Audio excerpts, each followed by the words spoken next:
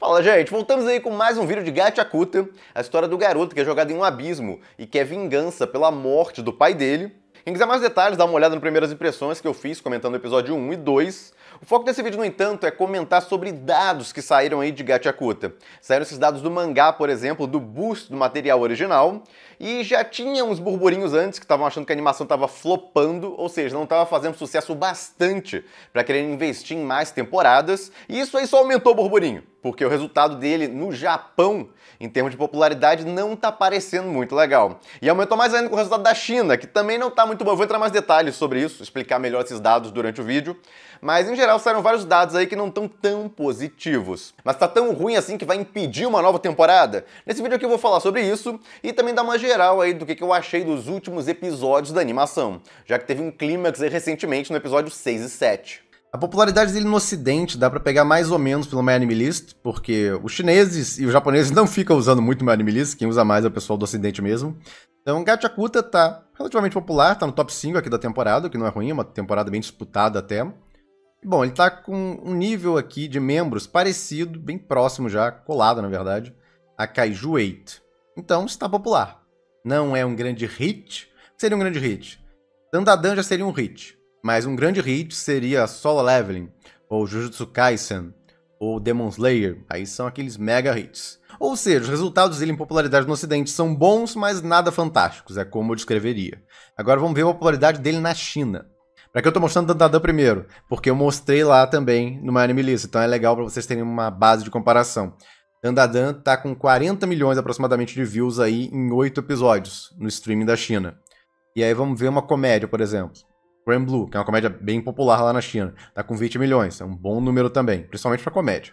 Geralmente, números acima de 20 milhões são animes de ação, shounens que conseguem com mais facilidade. Comédia é mais difícil. E esses são os números de Gachakuta, tá bem fraco. 6 milhões aí pra já 7 episódios, tá muito inferior aí à maioria dos shounens de ação que estreia lá na China. Então os chineses aparentemente não curtiram muito, não ficaram muito interessados. Eles não estão avaliando mal, 9.4 não é uma nota ruim, mas poucas pessoas se interessaram em assistir, aparentemente, na China. E agora, popularidade no Japão. A Netflix do Japão é uma boa fonte, ela fica soltando os dados aí, no caso dos mais populares, no caso toda semana. E Dandadan já tá 7 semanas, tá se destacando bem. Kaoru-hana também e Kaiju 8 são os que estão aparecendo aqui direto. Quando aparece só uma semana, não conta tanto. Tem que ficar aparecendo repetidamente. Gachakuta chegou a aparecer aqui, mas só quando estreou. Depois ele não apareceu mais na lista. Então a popularidade dele aparentemente não tá das maiores lá no Japão. Outra coisa que reforça isso é esse dado aqui, que é as vendas de mangá lá no Japão, só listando pelas obras que estão saindo do anime essa temporada. Então o que eles querem medir aqui é basicamente o quanto a animação está ajudando a vender mais do material original, que é uma amostra de que os japoneses estão se interessando bastante para irem atrás do material original ali, gostando bastante. Então é uma forma de medir popularidade também. Então Demon Slayer tá em primeiro porque saiu o filme lá, tá bombando no Japão e tá viralizando lá, então o pessoal tá indo atrás do mangá de novo. Mas de anime da temporada mesmo, tem aqui Kaoru-hana, que é o grande vencedor até o momento, de quem mais tá recebendo boost com a animação. Tá vendendo bastante do mangá aqui graças a ela, a mais. Dandadan também, apesar de já ser a segunda temporada, ainda tá ajudando a dar um aumento aí das vendas normais do mangá. Pirako, a mesma coisa. Sonobisque Doll também tá dando um aumentozinho aí de interesse graças à animação. E Gachakuta, que é o de interesse maior nesse vídeo, tá aqui, ó. Tá bem baixo. Então, embora, pô, Marco, pelo menos tá aparecendo aqui nesse top. Gente, a quantidade é muito baixa, por causa que ele aumentou aí. No caso, e ele tem 15 volumes. Isso aqui até, pra ficar justo, devia considerar para quantidade de volumes, porque tem coisa que tem pouco volume. Esse Gachakuta aqui com basicamente 15 volumes que ele já tem até agora, conseguiu só vender 100 mil a mais. Então não é um valor muito significativo para tanto volume assim. Dá o quê? Menos de 10 mil unidades por volume. E isso aqui tá contando desde que estreou a temporada. Então é 2 meses já isso. Não é nem o boost, no caso das vendas que teve em um mês só. Então não são números muito bons. Em resumo, a situação do anime não tá boa, de fato, isso aí não era boato dos fãs, mas não tá horrível também.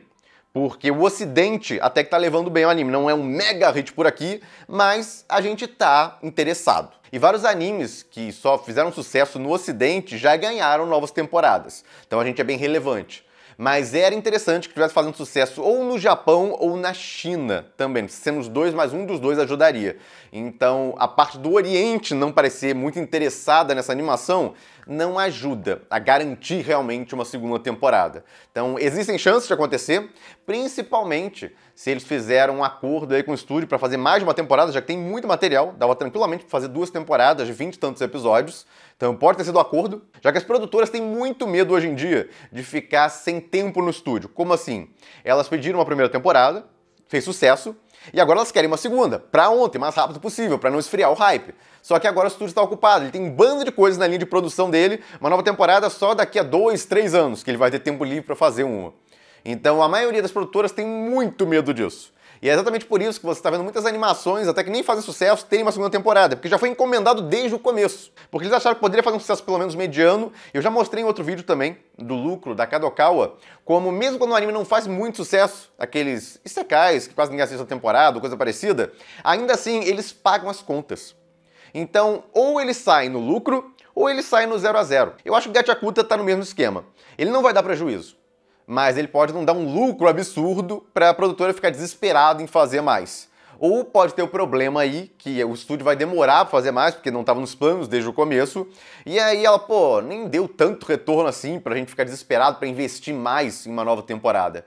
E aí ela pode deixar pra lá. Aí o anime só teria uma temporada. Quem quisesse continuar teria que ir pro mangá. A outra possibilidade é o que eu falei. Ela achou que daria pelo menos algum retorno pra ela mesmo, que mínimo, e valeria a pena fazer uma segunda temporada. Então já pediu 2 temporadas de uma vez. E aí no final dessa primeira já vão anunciar uma segunda, porque tava nos planos. E aí depois disso é que complicaria. Não teria mais garantido realmente se teria mais temporadas ou não. Mas sim, o ideal seria que ele estivesse fazendo muito mais sucesso que isso, e aí estaria praticamente garantido uma nova temporada, ao invés de a gente estar tendo que analisar probabilidades de talvez acontecer. Mas chamar de flop eu acho um pouco de exagero. No Japão, realmente, parece ser um flop por lá. E na China, também, não é um grande sucesso que se esperaria de um shounen, de ação, que geralmente fazem mais sucesso na China também, assim como no resto do mundo. O pessoal acha que a China é muito diferente, mas não é. E bom, agora eu vou aproveitar e comentar o que eu tô achando da animação, as cenas que mais me chamaram a atenção do episódio 3 ao 7. O episódio 1 e 2 eu já comentei nas primeiras impressões.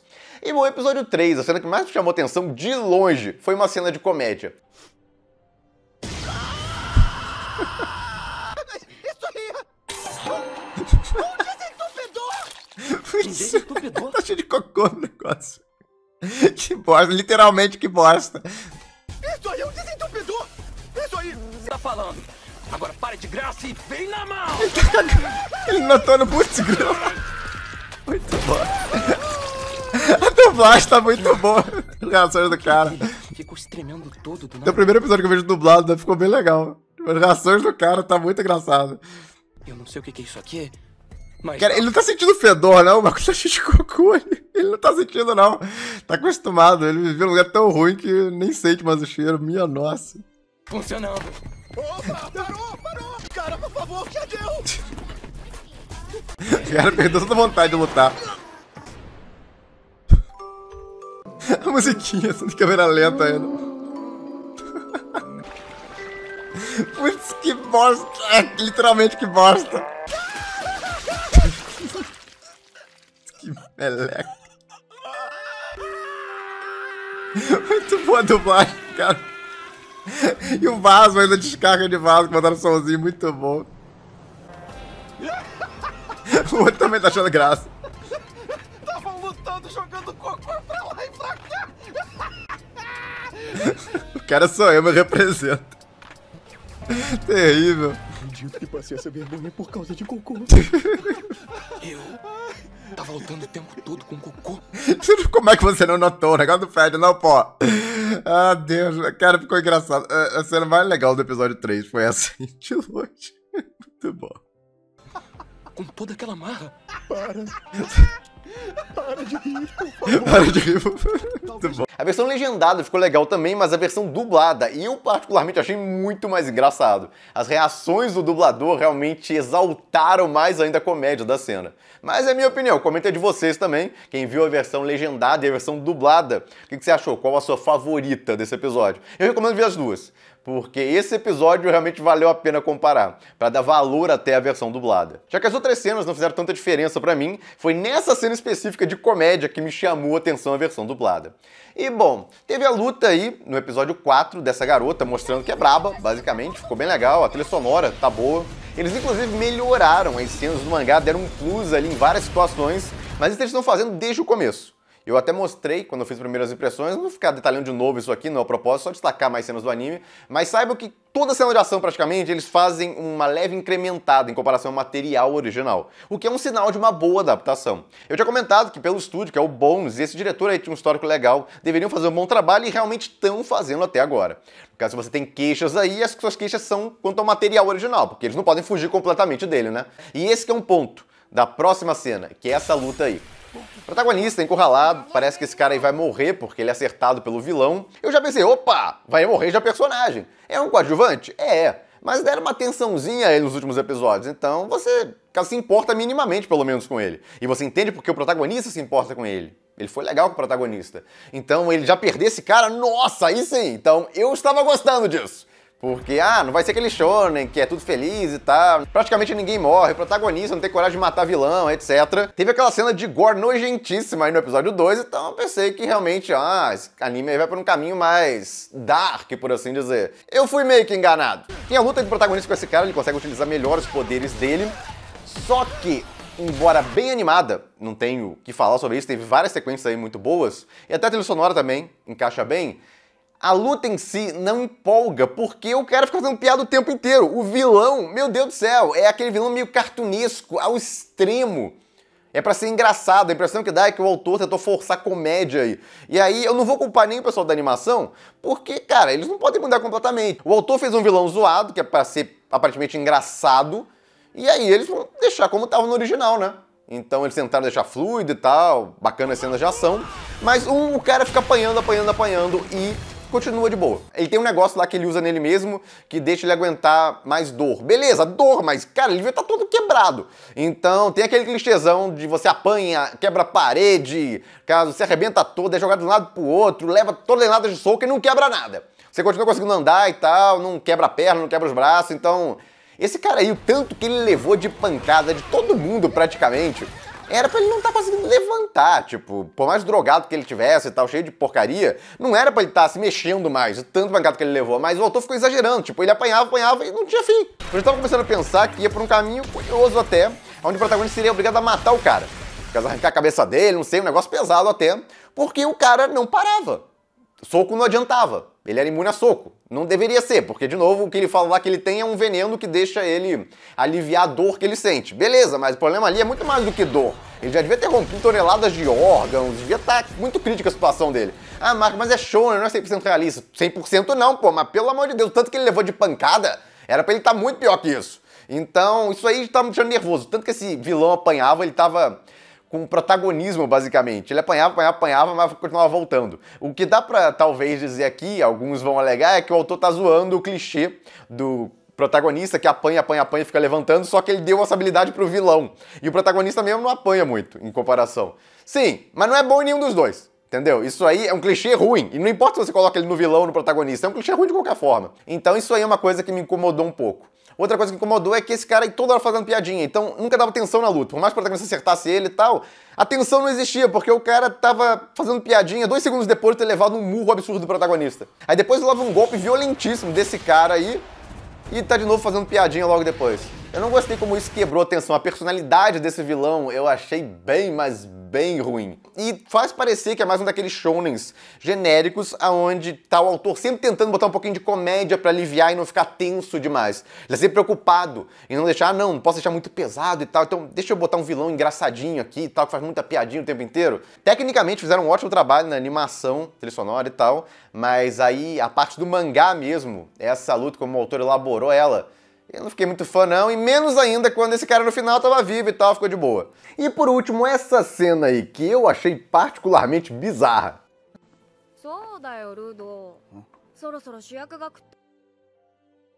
Cara, tem algo muito errado aqui. Alguém, por favor, alimenta essa garota. Olha isso. Coitada desnutrida, olha só.